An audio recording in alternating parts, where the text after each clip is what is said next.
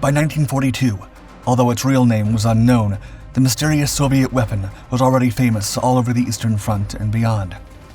Some said the Japanese, or even the Americans, had their own. But so far, nobody in this particular German Wehrmacht squadron had seen it. Suddenly, they heard what they'd been warned about, a significant, powerful hum that would make even the bravest soldier tremble in fear. Now there was no doubt. This was Stalin's organ, a multiple rocket launcher capable of firing up to 48 rockets in 10 seconds. Although never officially acknowledged until after the war, the weapon system was already a technological icon of Soviet military might at a time when the Red Nation needed to prove itself the most. It was so popular and beloved by its crews that she was often talked about as a third person.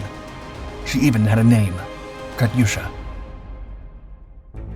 In June 1938, the Soviet Reaction Engine Scientific Research Institute in Moscow was given the green light by the main artillery directorate to develop a concept that, although tried over the years, had never cemented into a destructive mass-produced weapon, a multiple rocket launcher.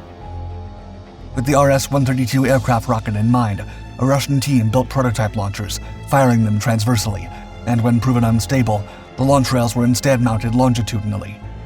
The result, just in time for August 1939, was the BM-13 Boyevaya Machina, Russian for combat vehicle. The design of the system was elegantly straightforward, featuring rows of parallel rails mounted on racks to hold the rockets. It included a collapsible frame that could be easily raised to position the rails for launching. Designed as a cheap, ad hoc alternative to conventional artillery, the truck-mounted 132mm launcher could fire as many as 48 warheads over more than 6 miles in just a 10-second burst, a rough equivalent to 72 conventional artillery guns. When the Soviet Army introduced the first field battery, it consisted of 9 launch systems in 3 firing platoons. A fire direction platoon with one 122mm howitzer for fire correction, an ammunition platoon, a transportation platoon, a petroleum, oil, and lubricants platoon, and a medical detachment.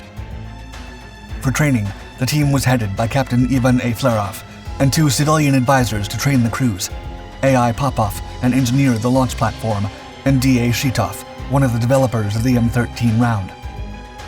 If during the war, the launch vehicle was rendered inoperable and retrieval was impossible, the BM-13 was to be destroyed to prevent the Germans from ever gathering intelligence about its functioning.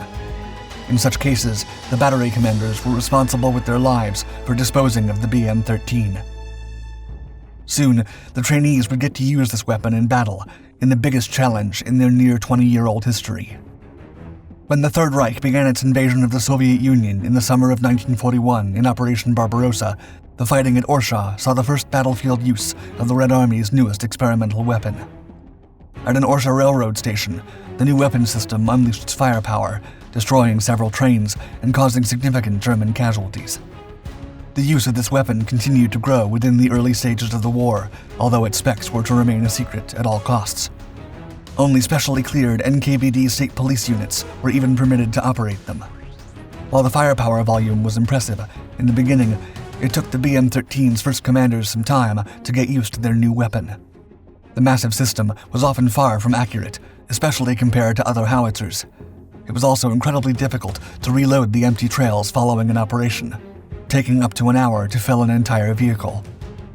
However, large concentrations of these vehicles could shower large areas with a rain of high explosives, and the Soviet soldiers could then run back to safety before German guns could even reach them. On July 14, 1941, near Smolensk, 7 of these launchers approached a German infantry formation. Despite not even being a dozen, the rocket launchers scared the Axis troops so much that they fled from the city. With this, the Red Army's highest-ranking officials realized their new weapon could be a game-changer in the German invasion of the Soviet Union. Stalin approved the mass production of this, and other models proceeded. In addition to being inexpensive, it could be manufactured in light industrial installations, leaving the heavy equipment factories to build traditional artillery gun barrels.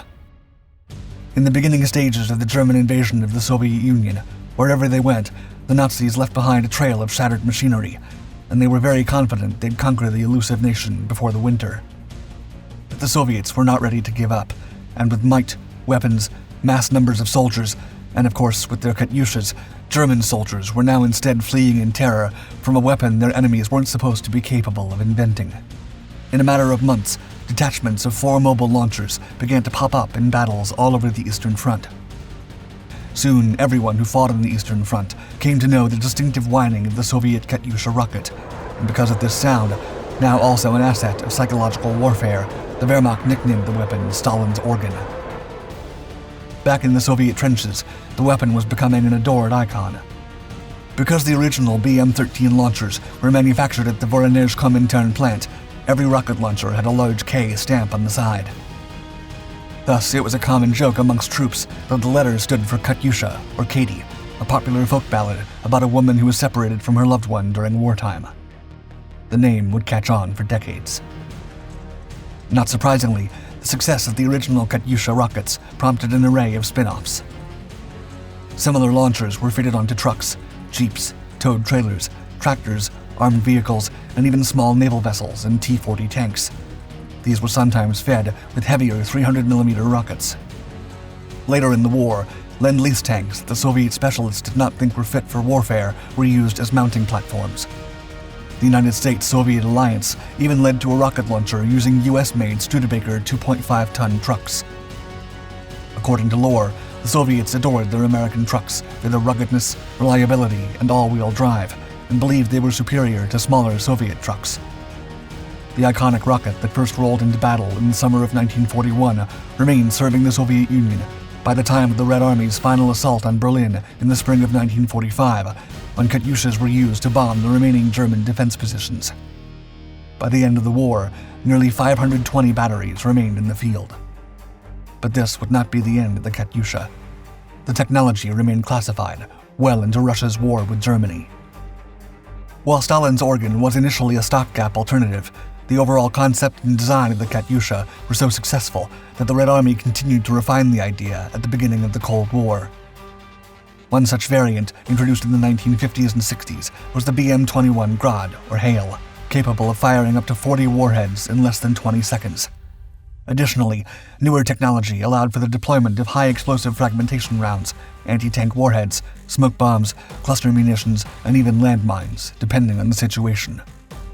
For decades, Soviet factions and Moscow's closest allies acquired their own Katyusha rocket launchers for the rising issues of the Cold War. Some of its users included Poland, Yugoslavia, Iran, Egypt, China, and North Korea, while many others produced their own versions. The Soviet Union, seeking to support its communist ally and strengthen its position in Asia, provided military assistance by transferring Katyusha rocket launchers and the technology to produce them to the People's Republic of China. Chinese forces used Katyusha rocket launchers during the Korean War, particularly effective in mass barrages against United Nations forces. As the Cold War saw the power of a once mighty nation dwindle, in June 1991, less than 6 months before the Soviet Union's collapse, Soviet Union President Mikhail Gorbachev officially recognized the participant in the development of the Katyusha rocket launcher, now a symbol of technological pride. As a new century began, filled with possibilities, Katyusha-like technology has continued to persevere. One such new creator was the United States, which introduced the M142 High Mobility Artillery Rocket System, or HIMARS, at the turn of the century. Once used to take down Nazis in the Eastern Front, even in the 21st century, Katyusha-inspired technology has continued to make rounds in the news, whether through old-school Russian launchers or foreign copycats. Russian forces used their inherited Katyushas during the First and Second Chechen Wars. Saddam Hussein's army even deployed Katyushas at American forces in 2003 in Iraq. The technology has become so entangled with the name itself that media reports frequently refer to any multiple rocket launcher as Katyushas, including post-Soviet derivatives. Today, the Katyusha spirit is once again in Eastern Europe, but this time against its own parent. In June 2022, the United States government announced the delivery of a $450 million security assistance package to Ukraine to fight the Russian invasion. A large part of this is none other than the M142 HIMARS system.